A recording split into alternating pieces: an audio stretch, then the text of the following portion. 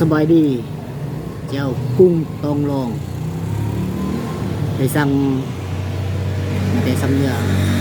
เจ้ากุ้งตองลองสิมาลองกินเบิ่งสิแซ่บคือดังเราเว้าบ่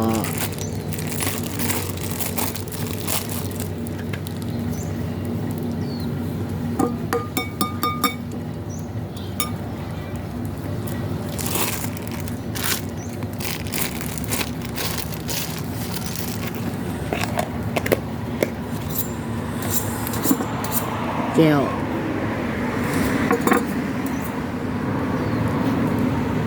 กับลวกผักมีมักแตงมะขั่ว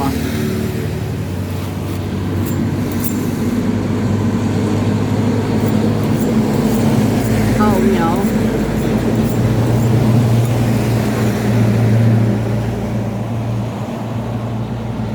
ลองเบิ่งลอง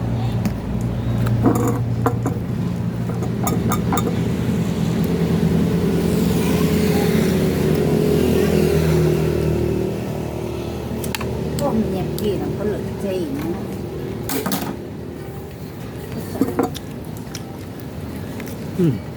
hạt được chào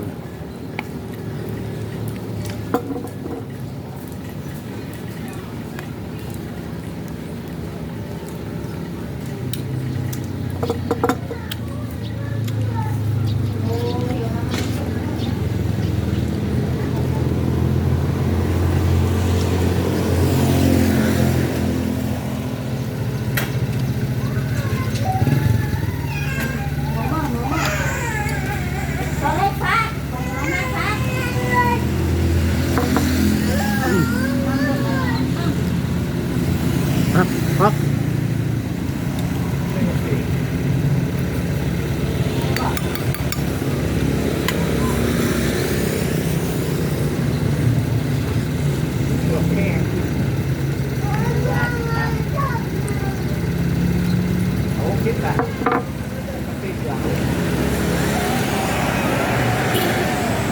แซ่บอยู่เด้อแซ่บได้แก้วในเรื่องอยู่แก้วกุ้งสองดองกับพนูนพะเยอะกับเจ้าสั่ง3 กล่องกัน3 กล่องกล่องละครึ่งโล